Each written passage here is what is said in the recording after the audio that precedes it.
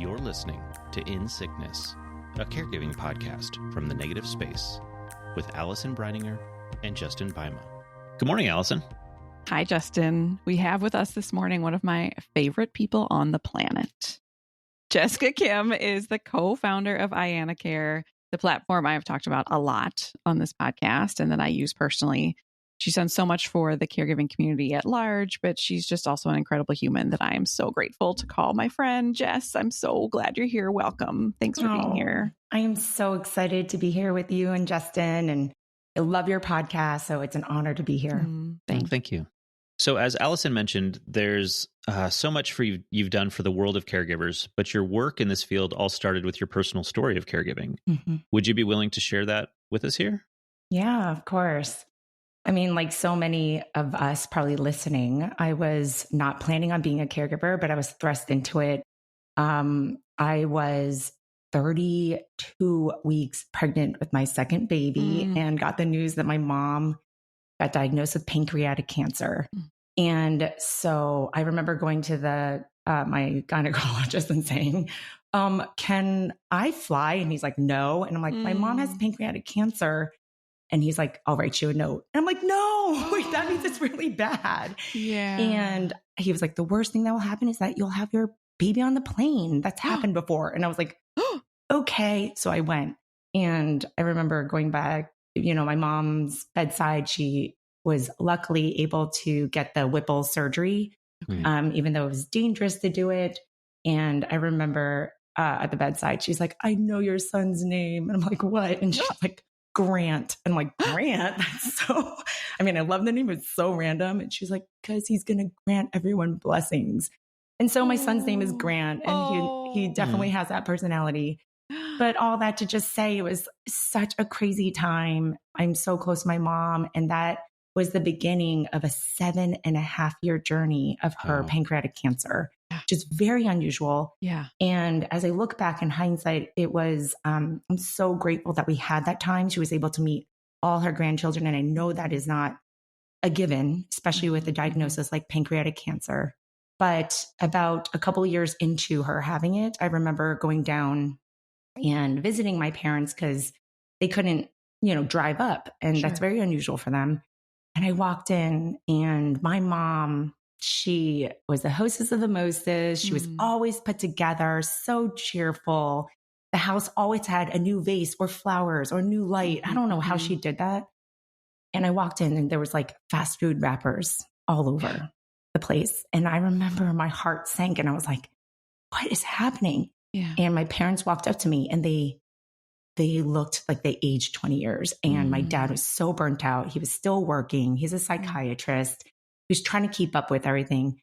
But their dynamic was my mom did everything. She cooked, she cleaned, she did everything. So my dad was just trying to keep up. And so all he knew what to do was go to the fast food restaurants. Yeah. And at that moment I said, you guys are moving in with me. So I finally convinced them to just move up just to see what the, treatment would be like at Dana-Farber here in Boston. And that turned into, 2.5 years of just me being her full-time caregiver. And I found myself trying to juggle it with work. And at that time I had 3 kids. They were 7, 5, and 2. And I remember just, oh my gosh, so many just images flooded my head as I'm talking about this. But that juggle of it all and trying to keep up with work, and her, she was declining. Yeah. So she had a lot of side effects. And every time she got chemo, I always say it's 30 minutes after her chemo appointment, she would come home. They're like, there you go, to me as the caregiver. And then that's where all the side effects would happen. Right. And I was just trying to survive. And I was completely burnt out, so lonely. I'm a pretty social person. I completely isolated myself because every week was like, is this our last week? But it was like 2.5 years of it. Yeah. Right. Anyways, so I finally did. I became one of those stats that, I'm trying to prevent today, but I did find myself forced to quit my job. And I was her full-time caregiver. Yeah. All the way through in-home hospice, where she passed away in my home. yeah. And then, that was a lot, and I'm sure we'll dig into that. But then, my dad tried to live on his own after my mom passed, and he had to go through his own grief journey and saying, okay, I'm going to start this new chapter. Mm-hmm. But I would get calls and texts from a neighbor saying he literally collapsed outside of his garage. And because he was eating fast food and Chinese food, and just like all this stuff. So anyways, long story short, he ended up living with us for 5.5 years. Mm-hmm. He had congestive heart failure. He always had it, but it got worsened. I really do believe because he was burnt out from the caregiving journey. Yeah. And he had to quit his job to move up here to be with his wife, my mom. And so he had nothing left. So he fell into major depression and didn't want to eat, and his sleep was off. And I really do think that's so underdocumented that it was caregiving that made him decline, because he's had a weak heart for 10 plus years. Yeah. And then the last 2 years of him living with us was very intense. Ironically, I was already running ianacare, which is what you always talk about, the solution. Yeah. So I kind of was embracing my role, but it was still so difficult, as we all know. Yeah. And then, he went through hospice, and it's coming on now. In August, it'll be 2 years since he passed. Okay. Wow. And I will say vulnerably right now, I am still now just waking up to it all happened, what all just happened. And so I'm still in the process of processing everything, but that's kind of my journey as a caregiver. Wow. Thank you for sharing all of that with us. Yeah. And when you said while you were caring for your mom, you quit your job, that was not ianacare, right? That was a different job, right? Yes. Yeah. Okay. Yep. So after caring for your mom in her final years at home and living through that, did that impact your decision to decide to have your dad move in with you as well? Oh, yeah. I mean, I was burned out after, my mom passed, and I was still very much grieving.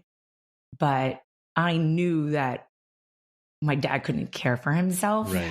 So, it was one of those things where it's I had to let him try what he had in his mind, but it was not working. I mean, it was more unexpected trips driving down to New Jersey because he's in the hospital or things like that. So I was I knew I could do it right. And I wanted to. I mean, we went through caregiving together, and so it really did bond us. Mm-hmm. And so I was like, Dad, you gotta come live with us. So, was there part of you that you had gone through this really hard, intense thing in your home with your mom? Yeah. And so you were sort of eyes wide open, when you the first time said to your parents, you got to come. Yeah. You probably didn't quite know, what's this going to look like and all of that. But when you said it to your dad, I imagine your eyes were wide open about what this could look like, even though it's a different situation. And did that, you were like, of course I'm going to say this, right? But was there a part of you that was whew, I know how this is going to go, and it's going to be really hard?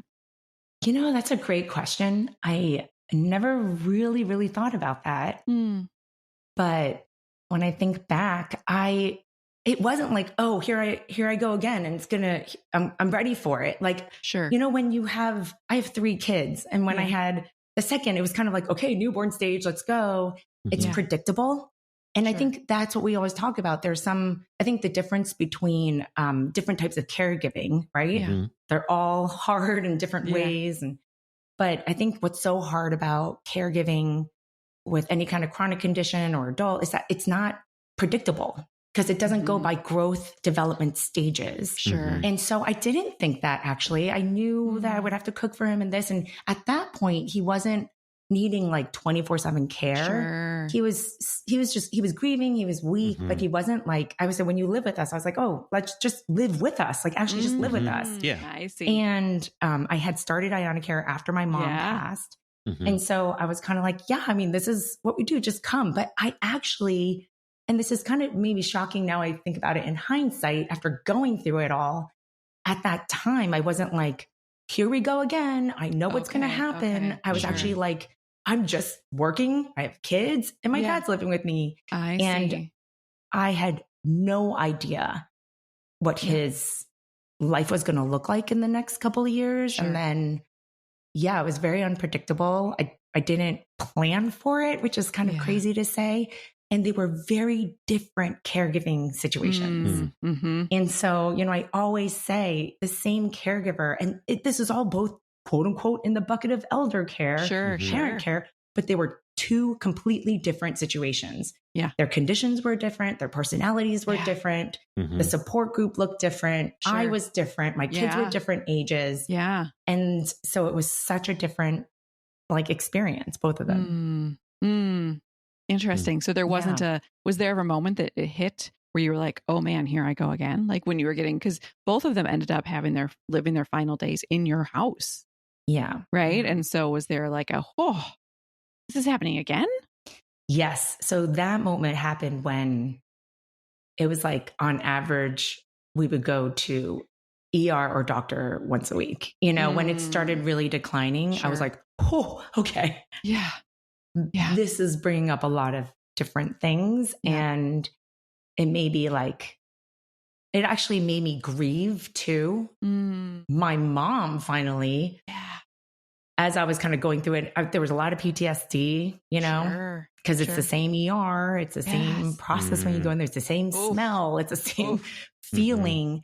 That's when I was like, oof, I'm going through this again, Yes. Yeah. So that you're right. That's when it did hit me when it was the intensity of it near the end, the last couple of years. Yeah. And for both of them, it was the same house, right? Yes, it was the same house. And both of them, it was, took their final breath in that house, right? And so what impact did that have on your feelings about the house, on your family? You had these little kids the whole time, how did that impact how you felt about your home? Because these two really significant moments happened there. Yeah.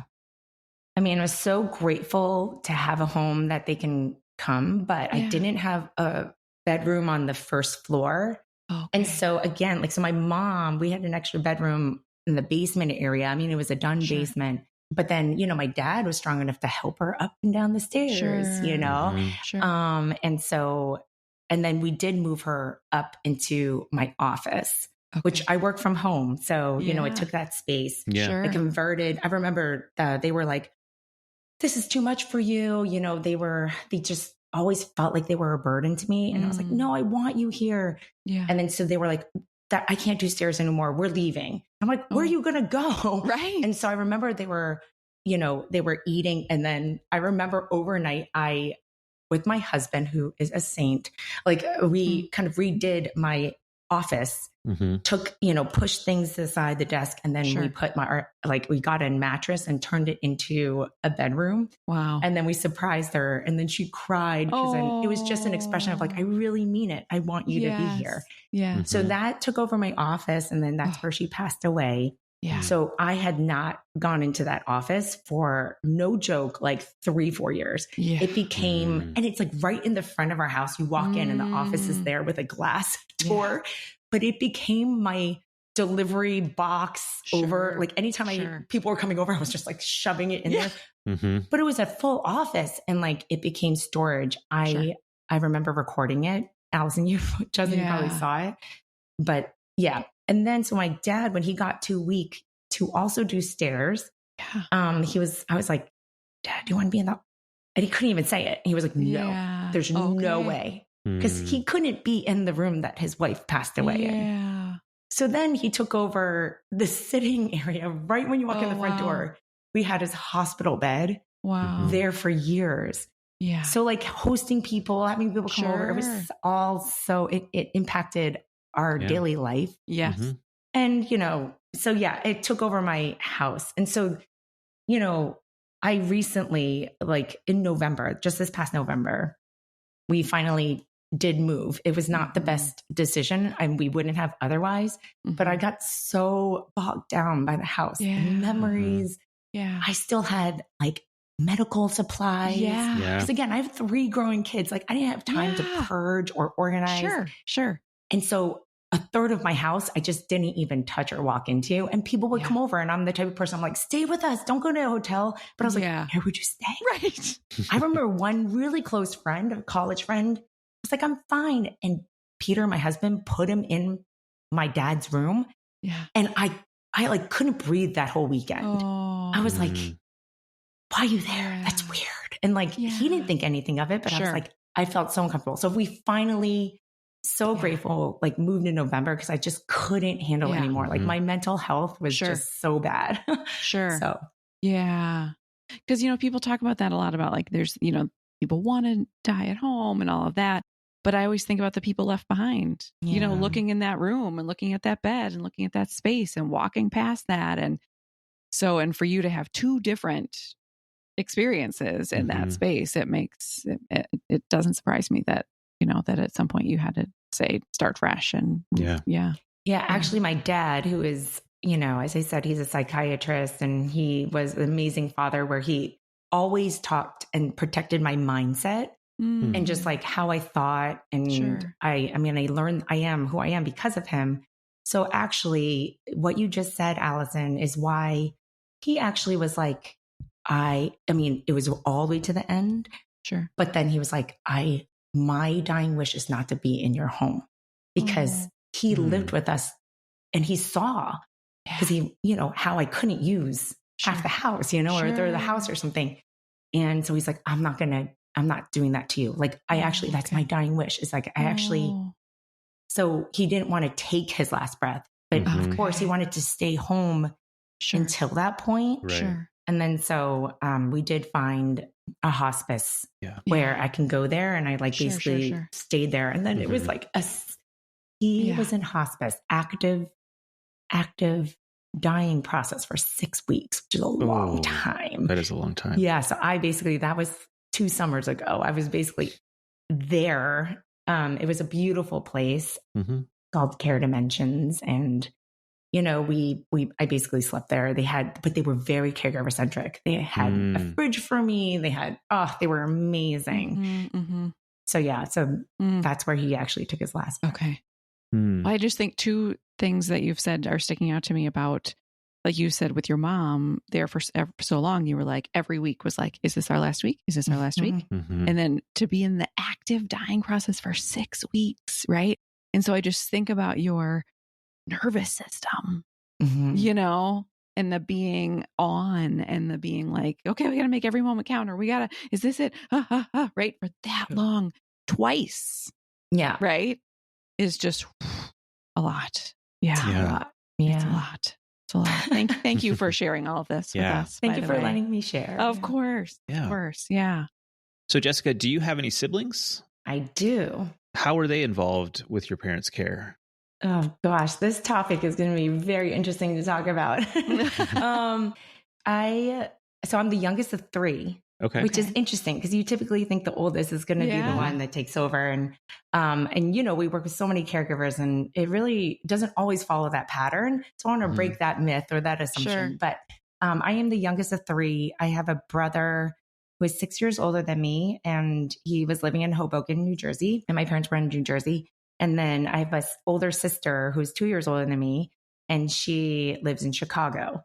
And so the 3 of us are close. I'm so grateful that we have a functional relationship and still it was so hard. And so, but yeah, so they were, obviously we were all, you know, worried, you know, I just kind of was the one that just like stepped up. And I think about it, it all depends on kind of where they are in life, what their job looks like, right? Because we all have to still, not everyone could take time off or they're flexible.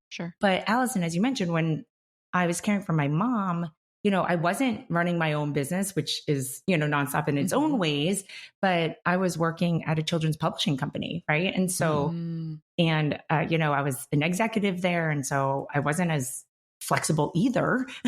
Right. And I lived in Boston, but when you had a baby. And I had a baby. Yes. But I don't know. I think it's kind of my personality. I was always like that youngest, let's just do it kind of thing. And then, but my brother doesn't have a lot of flexibility in his job. He's in the finance world. It's very intense. And he's like, he doesn't have a lot of flexibility, even with like vacations. Everything is like counted and, you know, things like that. And I understood that. And my sister is oncology dermatologist. And so she's a brilliant doctor, but she's also, she has patients to take care of. And so So out of the three of us, I felt like, okay, can I take some time off? Can I work a little bit remotely? I mean, it wasn't a remote first job, but I just had a little bit more flexibility. But I will say high level, it was a very different experience caring for my mom and then my dad later with the sibling dynamics. Mm-hmm. Do you want to dig into that yet or not yet? Yeah, I'm happy to. Go for it. Yeah. And I definitely want to I've thought a lot about this. So, but I'll give you some context at first is just, with my mom, because we were just all thrust into it. And it was before I even embraced the role of the caregiver and everything like that. It was just like chaos. It was just, no one knew what was happening. The only thing that had some kind of structure was the chemo schedule, right? Sure. And like her treatment schedule drove everything. Mm-hmm. But, I was just trying to survive and just like reactive. Everything was completely reactive. Sure. What does she need now? What's the next thing? Yep. I would group text. But then they were also not living in the same town. And so they'd be like, what's going on with mom? And I'm like, it's exhausted. Like, I want to now report to you, and so it was just pure chaos. And then I just feel like in general, the sibling dynamics aspect of things is so hard with caregiving because there's history with relationships. Yeah. Right? It's not like, like a nurse or this, a care team, like this is our situation. This is all we know. There's history. Yeah. And so dynamics of, siblings from childhood, we all say like we revert back to that when we're all together, right? Which is just a fascinating thing. Like we all grow and change and evolve, but the more we're together, it's like, oh, you're the youngest and you're the oldest. And like all these dynamics come up. And I think that's what's so hard is there's history and then a lot of unsaid things. There's a lot of unsaid dynamics, tensions, assumptions that we make of each other. And it's not often, functionally said and put out there. Yeah. And so that's a formula of disaster whenever and then you're thrust into saying, oh, now you all are responsible for this. And so like, if you think about it in that way, that's why sibling dynamics and any family dynamics are so hard. It's like the combination of those things. And so that's what happened with my mom. And just to bring it to life, like, I just remember like when she was kind of, I was looking back at this, she passed away in June. And then it was April where we're like, let's just do one hurrah, like trip while she can still somewhat walk. And so we all went to like kind of like a hotel with a pool because all the kids were young then.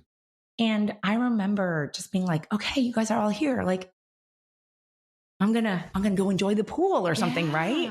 But it was awkward because she's like really declining. So, but I remember like they were kind of doing their thing with the kids, and then who was, draining her stomach from ascites in the room? Me. I was still doing that with her. And so I just remember being like so annoyed at that. And then near the end, I remember I was like, wow, our family we have not gone on vacation for 2 years. I would not repeat that, but that's what we did. And it took a toll on our kids and Peter and like our family. Like we just never took a break because we never felt like we didn't know that we had 2 years, right? And so I remember when we were all together, all Peter and I wanted to do was have a nice lunch at the restaurant by ourselves. And we were looking forward to it. I remember looking at the menu. It would require my brother to have stayed there for a couple more hours. And I remember they were like, hey, we're going to head out early because my son has a birthday party, not his birthday party, but a friend's birthday party to go to. And I was like, wait, what? What do you mean? And they're like, we're going to go early because, he has a birthday party he has to go to. It's a really close friend of his. We're just going to head out. And I remember feeling so hurt, pissed off, mad, bitter. And just being like, okay, fine, whatever. And so all those things were happening. And so after, it's like multiple of those things on top of just the daily stuff. But then after my mom passed and everything, I remember just feeling so much bitterness. And again, like I'm close with my sister and my brother and I love them. But I felt this like bitterness. As I reflect back on it though, I did not directly ask for things. Mm-hmm. I didn't express how I was feeling. I was almost like assuming that they would know and that they would proactively offer help. And I was waiting for that. Sure. Right. And because they weren't, or they couldn't see it, I was so annoyed. But then I look back and we've had conversations since, and they were like, well, gosh, you should have just said something. And I was like, well, you should have just known. Right. And so I think because they're existing relationships, and even if there are functional relationships, because I know, when we work with, and as caregivers are listening to this, there are functional relationships, they're very dysfunctional relationships. You may have an existing, but no matter what, you have to somehow address it together because we're all tied to this person that we're caring for. Sure. And so, but there were a lot of unsaid things and assumptions and expectations I had that they didn't fulfill, but I didn't share them. So it was, the couple years after, I just remember holding on to that bitterness and not even saying it at that time. Because one, it's over. And then, I don't know if I fully understood what happened then, but I was just like, man, that was messed up. I was like, that was messed up. Yeah. Well, I think as a fellow caregiver and as your friend, it makes me think like, oh, so you were supposed to add to your list explaining how you're feeling to your people. Right. Right. It's like, really? When they're like, well, you should have just said something, as if you didn't have enough going on. Yeah, you know totally. What I mean? Yes. That's the thing. It's like, come on, just let her add that to her list too. Right. That's right. It's always kind of put back on us. It's because we didn't say something. Right. It's because we didn't explain. Yeah. Because we didn't make that bridge. And so, there's part of that too. You're like, But I mean, it was tough. I think about, it's an unusual thing where we had back-to-back situations with our parents for very different condition reasons.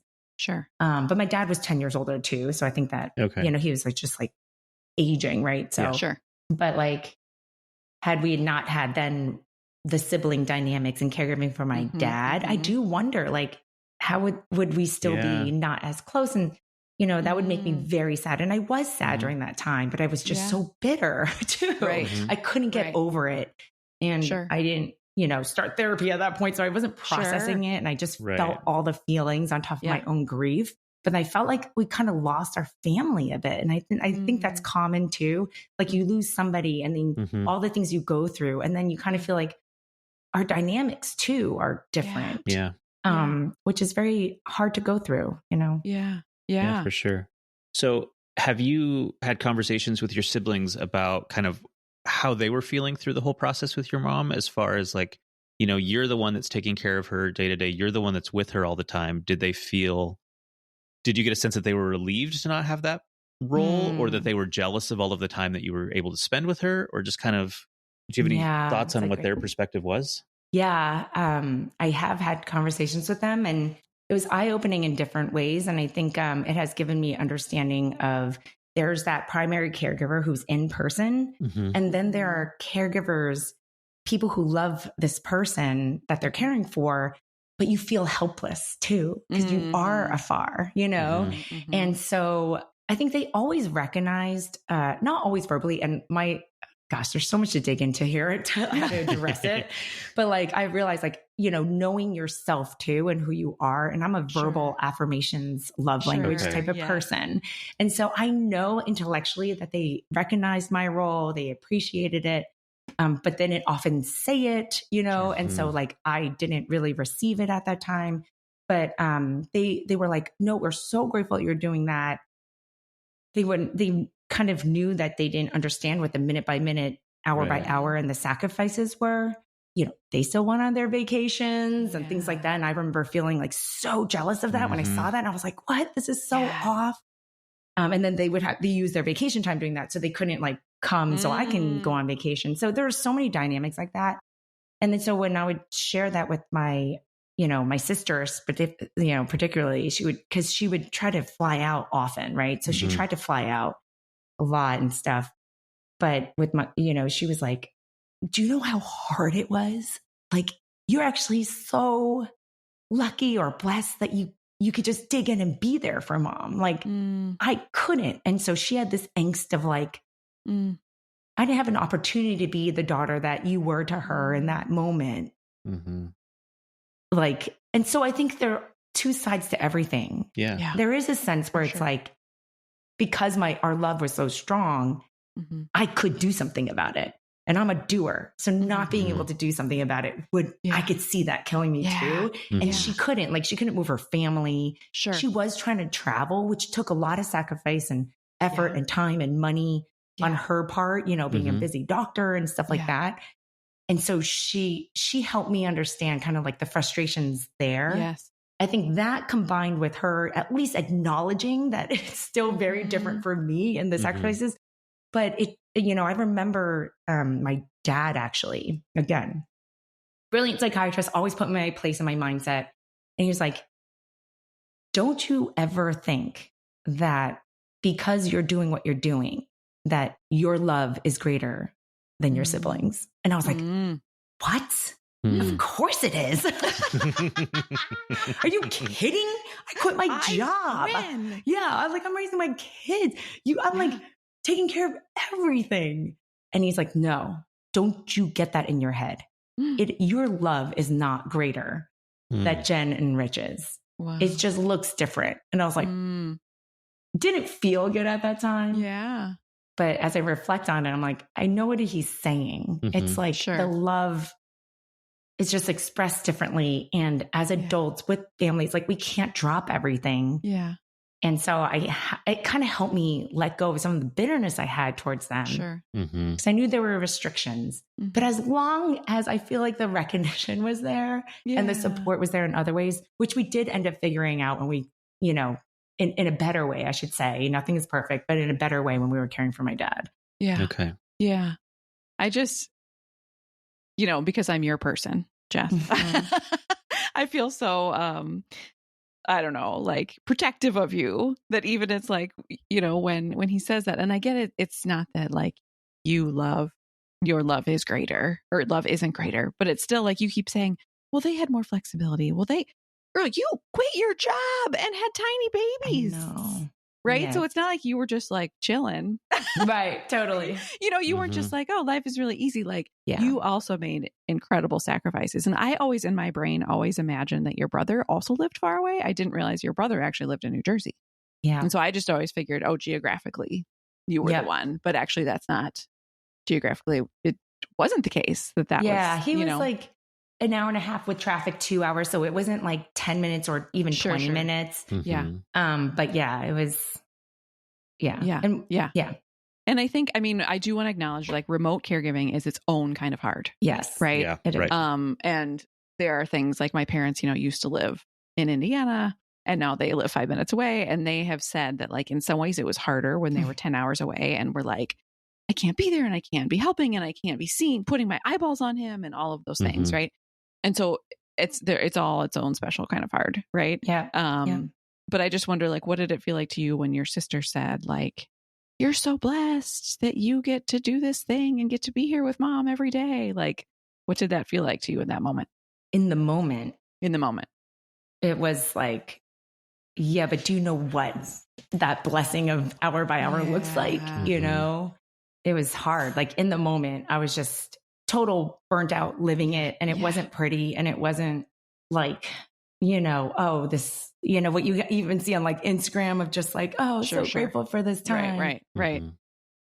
I understood what she meant, but not really until now, actually afterwards, like I look back because I'm not in it. Like when you're in it, it's hard. You're tired. You're stretched on all sides, emotionally, mentally, physically, financially, socially, everything. And so in the moment I was like, this does not feel like a blessing. I am I'm grateful that I'm able to be there for her, but it's not like, I'm so lucky I have this, especially like, without my support structure set up at that time. So so, it was, I was feeling with my mom's situation. It was just like really hard.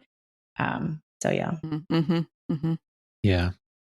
So you've talked about a little bit about how things were different with your siblings with caring for your dad. And so what were the like systems or dynamics that you and your siblings learned or took from caring for your mom and then applied that to caring for your dad? Yeah. Okay. So many thoughts here. Okay. One, I think because of everything, all the dynamics that we were talking about, like setting expectations, discussing it, saying it out loud. Right. Like whether you have great relationships or not. And as we went into my dad, remember, I was like holding on to some bitterness. Yeah. And so I remember saying, you guys, this is what's going to happen again. And what happened before is not going to happen again. Yeah. Like I cannot handle it.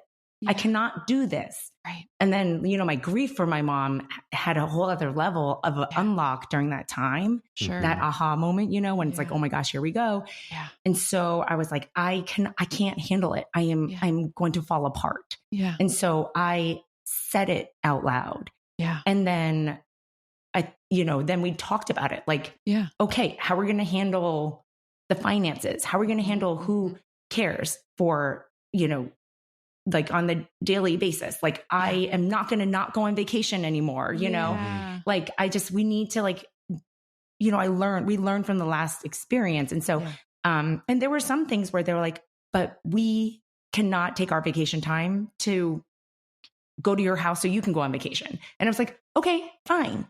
But at least you said it, so right. at least you said it and you said it out loud and you heard yourself and I heard you. Okay, I will work around that. Sure. So I think, even the tough things that want to be left unsaid, say them. And I think like that will make a huge difference. But then once you set expectations, you have to put structure around it. Right. Right. And so structure meaning, there's a shared calendar, right? Who's doing what? There's a way that we're going to communicate. Like, don't text me separately when I just updated the family chat. Yeah. Like, that adds more work for me, And, structure, like I started saying, Jen, no matter what time of day I call you, if I call you and I'm like, I need to vent, I need you to listen. Yeah. Like I just understood myself a little bit more to say like, what was I bitter about before? And then I asked for those things. Wow. And it made it clearer for them to say, yes, I can do that for you. Yeah. And it really is true. Like I would call and she's like, okay, I'm just with a patient, but are you okay? And I'm like, okay, I'm not gonna do it right now, but call me right after. She called me right after. And I'd like vent, Yeah. And that made me feel supported. Yeah. And so like just understanding, I would say like roles in all the little things, not the big things like who's going to care or not. That's too big. Yeah. And, I joke around a little bit about titles, but it just emphasizes the point of roles. Yeah. So, and make it match who that person is. Right. And so, I was like, I'll be chief care person because I'm the in-person. So I'll take care of like the meals and, all the daily care type of stuff. Jen, like you will be able to understand what the doctor's saying and synthesize it and come up with things. And I've had to learn how to do it, but like, yes, and I'll still be there, but can you take on the burden of figuring out the next steps, right? Yes. Like you can do that remotely, right? And it's more in your wheelhouse. Right. And then with my brother, I was like, okay. And some even more backstories, like my brother and my dad, which is different than my brother and my mom, did have a fallout at a point in his like 20s. Sure. And so there are boundaries and limitations to how far he will go that I have to, and I remember that and I respect it. Didn't make it easier. Right. But there's that dynamic too. Right. Yeah. And so it's like, I have to respect that you have boundaries, that you're not going to sacrifice everything in your life for taking care of dad. But you know what you can do? I'm getting tons of his mail now at my house and I hate mail. Like, and so all the mail, the finances, I get notifications, like you handle that because you could do that remotely. And that's also in your wheelhouse. It has nothing to do with direct care with dad. Right. So I just started kind of saying like, this is our team. This is what's going to happen. And it wasn't 100% perfect. And they didn't care for 100% of those areas. I was still the one involved in all, but it did just give me a sense of like, I'm just going to forward that on. I'm going to take a picture of that notification, send it to you. You deal with it. And if it's messed up, that's on you. Like it helped me just delegate in that way. And so we, it's like titles or roles, but just like say, what are you going to handle or what you're not going to handle? And, some of that structure just helped us and it helped them Justin, to your question, feel better about I'm remote. I feel helpless. Right. So it's like, get away from the all or nothing. Sometimes with caregiving, it is all encompassing. Sure. So we say, can I be all encompassing or not, or I can't do anything at all. Right. And with your siblings, it's like, you don't have to think that way. Like, fine, you're not going to sacrifice your vacations, but then can you financially contribute or can you handle this part of it? Like, it's not all or nothing. It's take a piece of it. Yes. And then it's acknowledging it will never be split exactly between the three of us. You know, it is like 80% me, 10% you, 10% you, but though that's really helpful. Yeah. And just acknowledge it's 80% me. Yeah. You know? And even with acknowledging, it's like, I'll take it on. Yeah. It's not equal. And let's not pretend it's equal. Right. Let's just say it as it is. And it just helps you mentally wrap your head around it. Right. Yes. And be less bitter. So I think like the expectations, the history, the clarification, saying unsaid things, that just helps you be more real with what support could look like. Sure. But it doesn't put it all on one person or, I mean, that's the goal. I know that doesn't always happen. Right. You know, and it's always evolving. I'll say, you know, I said my dad it's coming on 2 years and a whole other thing is like, we're dealing still with all the administrative post-death type of paperwork and finances. I will say my brother really stepped up a lot in that. That was kind of his role that continued after. And then my role, you know, was no longer as intense in that way. And I kind of was like so burnt out, blocked out by it. And because he had that role, I was like, you like help us. Yeah. But it's even now, like my dad, I guess, I don't know if this traditional Korean or whatever, but the way, I mean, he doesn't have, it's not like a huge estate money or anything. One, I look at that and as a caregiver, I get bitter that we could have used some of that to care for him, that the money he had kind of in his bank. It's like, wow, I was so afraid of using that. So I either paid for it or I didn't, you know? Yeah. So there's even that kind of stuff. But then my dad split it out and without sharing like the exact numbers where my brother got more and then my sister and I got equal. And I was like, first of all, when I say shut down, because I was like, I don't even care about it. It's not why I did it. It's over. Right. And so I'm like, whether it happens or not, like, yes, part of me is like, oh, my dad didn't work so hard in his immigrant life for it to go to the state. And so out of honor for him, yes, we should put it in where he wanted it to be. Yeah. But at the same time, I was like, whether it comes to me or not, I don't care. Like, I didn't, you know, it actually is a different part of grief that I'm still going through. But then the fact that it was like differently allocated in the way that it wasn't in the, you know, the last decade of our lives. Right. I was like, it is a little bit still like, man, I don't know how I feel about it. And I'm still processing it, but it just doesn't feel right. So these dynamics still happen, you know, and continue. So it's complex. And, you know, there's not always a pretty answer, but it's complex. But yeah, absolutely. Because like you said, you just want the recognition. I mean, I'm sure for you, it's not about the dollars, like it's not about the money, it's the recognition. And that sounds like maybe it feels like a numerical way of making it look like you are not being recognized in the way that you want, you know? Yes, totally. It does. Because like as a caregiver, so much unrecognized things happen. And then also, you know, the new thing after 10 years of being an active caregiver is, and as I reflect, sometimes it's kind of like, did that even happen? You're like, but that was 10 years of my life. Right. And my mom and my dad, yes, it happened, but the world moves on, family dynamics move on. And so much of it is unrecognized. And I think, you know, what you're doing, everything is like, a lot of it is just acknowledging and recognizing it. So, but yeah, I mean, as I think about sibling dynamics and the biggest things is just to like treat it like if anything else happens in your life, you think about who and then what you're going to do and you put some structure around it. For some reason with caregiving, we don't do that. We're just kind of like falling into things and assuming things. So it's if you're faced with a caregiving situation and you have siblings, no matter what where you are in the kind of the spectrum of relationship or roles, or, people have different financial and time flexibilities and things like that. But it's just say it out loud, address it, be direct, push each other on even the uncomfortable things. That will go a long way. And you can still say, oh yeah, you don't get vacation time. Yeah. But in the moment, you won't hold on to this like hope that will never happen. And then this ongoing bitterness that you'll always feel. And then that ultimately ruins relationships. And that's like a double grief loss at the end of the day. Current grief and post, how we all grief happens throughout and everything. But it's like, if you don't take care of it or address it, whether it's what you want to hear or not, it actually could ruin that long-term relationship. And we've seen so many families who have not come back together after a caregiving situation.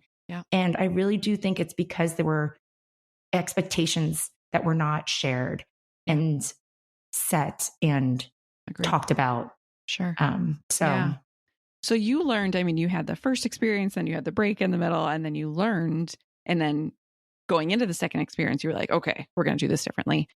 I'm hoping that people who are listening can even almost midstream take your, learn from you and not be like, okay, the next time, but instead be like, okay, how can I pause right now? In my situation and do some of the things that you talked about. And I'm wondering, what about people who maybe they're an only child, or maybe nobody's good at finances? Do you know what I mean? Do you have any thoughts or advice about that? Or maybe like the siblings don't talk to each other to begin with. Yes. I know there's a lot of that. I think with people who are only child, that's a whole other also like, set of burdens and what the support group looks like. A lot of times it's like, then who else in the family? So you can just, insert or replace sibling relationship with any other relationship, whether it's the person that you're caring for's sibling, right? Or like your aunt and uncle, or who else, your cousin, families look so different now. So it's like whoever is your kind of nuclear, or not nuclear, but the ones that you're like in daily lives. That's the same thing. It's saying, what are you going to do? What are you not going to do? There's a lot of expectations. I hear so much. It's like, I'm caring for my mom and her own sister won't do this. I'm like, but have you asked what she's willing to do? Have you make her say it or not? Sure. And even if it's bad, you'll find, this may sound a little petty, but you might find some comfort in, okay, you're her sister and you're actually saying you will not help. Okay. Did you say it? Hear yourself say it. Because I think a lot of times we say the unsaid, but then we as a caregiver hold on to that burden, those tensions and everything, because we're like, don't want to make them feel uncomfortable. But then it's not clear. So it's just like, if you hear it, then you're like, okay, now I have to plan around you. But I won't keep saying it's her own sister. I can just say it's her own sister and she doesn't have the capacity. She doesn't want to. Okay, move on. But if you don't say it, it's constantly this dynamic that's going to eat away at you, you know? And then I think like, if you're not, I think also like if you are thrust into a care, or you have a caregiving situation and you're not even talking to your siblings right now because of history, I think and I've seen this, where you will notify that person because it's a very typically an important person that you share in your life. And it's the same thing. Like, we haven't talked in a while and just telling you this situation's happening. I think it's the same thing. It's saying like, are you going to be involved or not? How are we going to do this? We have our own history. Are we going to set it aside, or are we going to let that hurt us and like prevent it? These are hard things to do. So sometimes having a facilitator is good. Sure. But even when you don't have an existing healthy relationship with whoever's involved, even just saying it allows you to say, okay, I'm on my own here. What is my support system going to look like? And then I think also going to chosen family, right? I think we're talking so much today about siblings, and I think that that's an important root, right? Because of those relationships. But sometimes it's like the best support you get are from, I think about the two of you that I'm looking on my screen right now. I'm not technically related to either of you, and yet I would consider you family, and you both have shown up for me in my caregiving life, right? And so sometimes I think there's pieces around our siblings and whatnot that we need to work through. And to not be like, well, but my siblings aren't showing up, therefore I have nobody. Right. Yes. And to think about who is the chosen family as well. Yeah. Right. That's a great point. I mean, yeah, because we are talking about siblings because you're like tied in a way, even if you don't want to be. So you have to address it. But then if you have that conversation and say, okay, we just can't get over this because the hurt or the brokenness is that deep, which is a real thing, then you say, okay, well, then I'm going to go to my chosen family. And this is what, exactly what you said. But at least you know. Yeah. Right. And at least you know for yourself as a caregiver, right? You're like, I have addressed that. As opposed to have this unsaid looming thing. Sure. That what the reason why it's broken is going to keep weighing you down because you're going to be living it every day. Why it's broken and why they're not there. Right. So just like for your own health and to your point, this can happen. I'm sharing this because had I known more and heard about this and while I was caring for my mom, I do think we could have changed it in the moment. Yeah. You don't have to wait. It's actually, it's like you can make these changes now. Conversations, expectations, role setting, being very specific, you know, advocating for what you need. All these things, you don't need anything to get started with that today. You know, it's not always easy, but like you don't need to wait for anything. You don't need a tool. You don't need, you have everything you have today to like just have this mindset shift.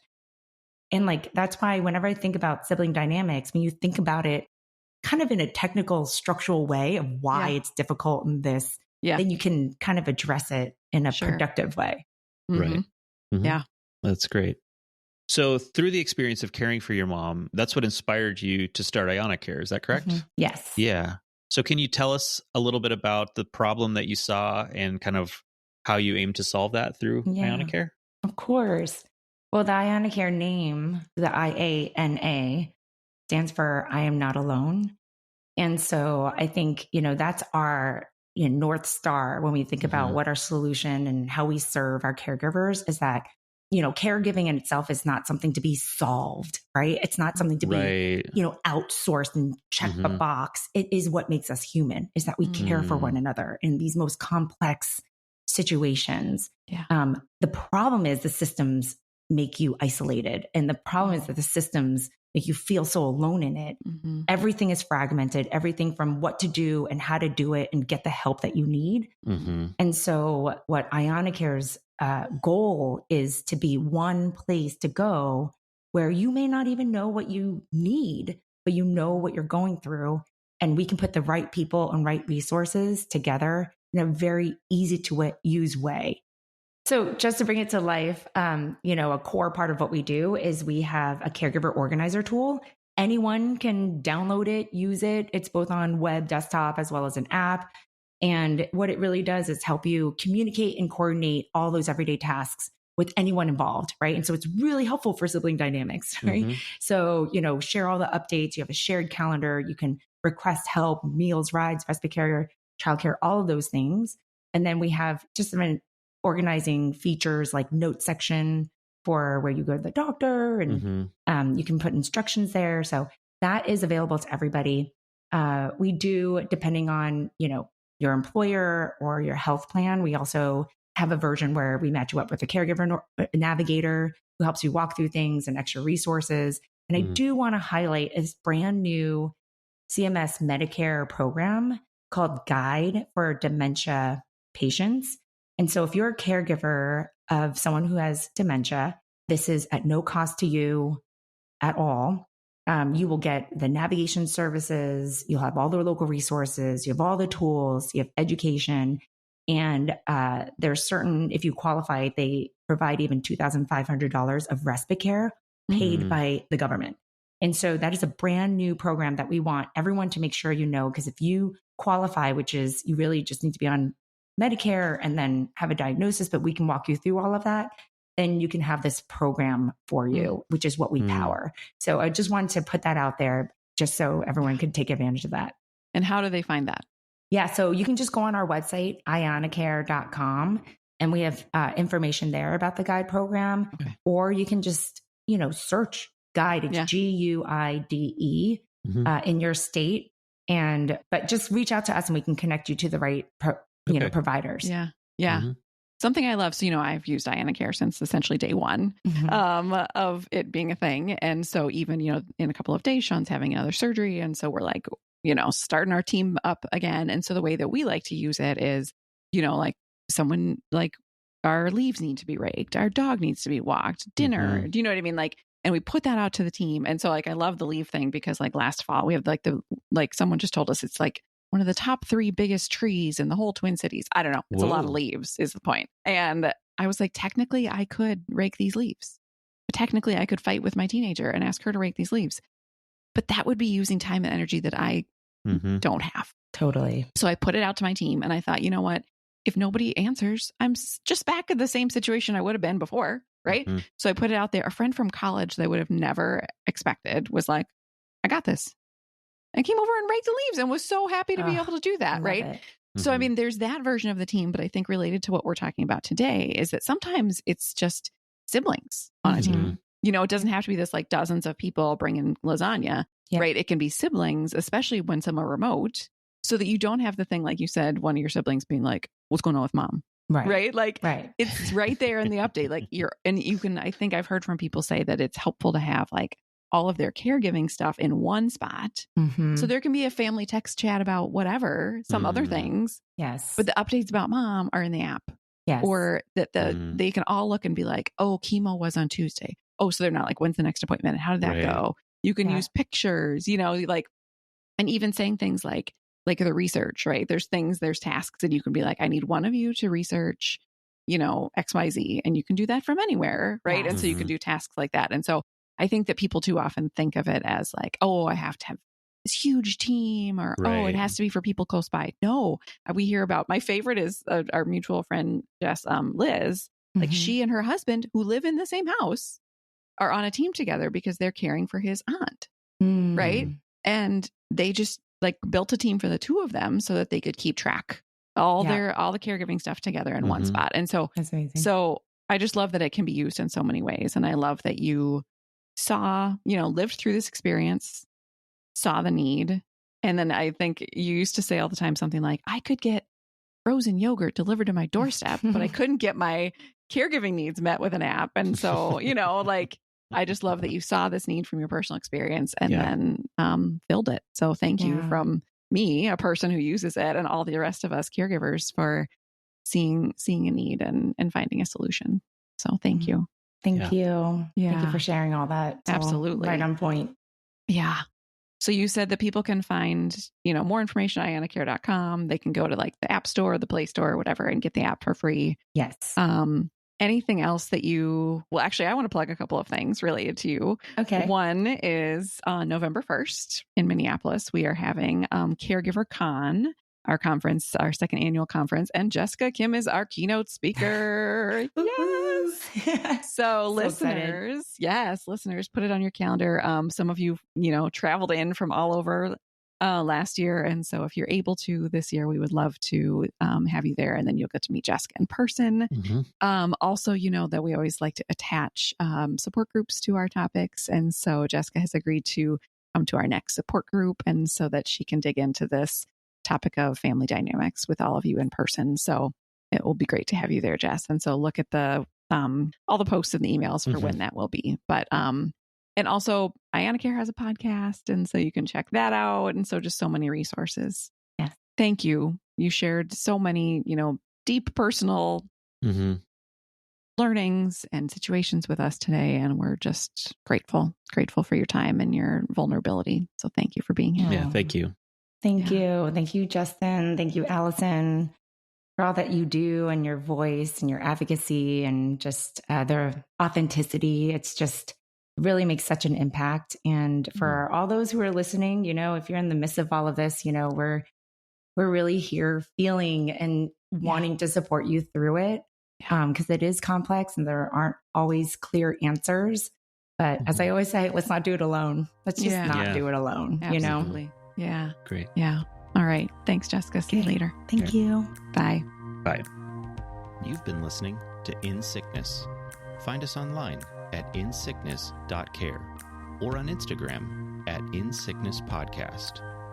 You can send your questions and comments to hosts@insickness.care. if you enjoyed the show, please share it with a friend or fellow caregiver.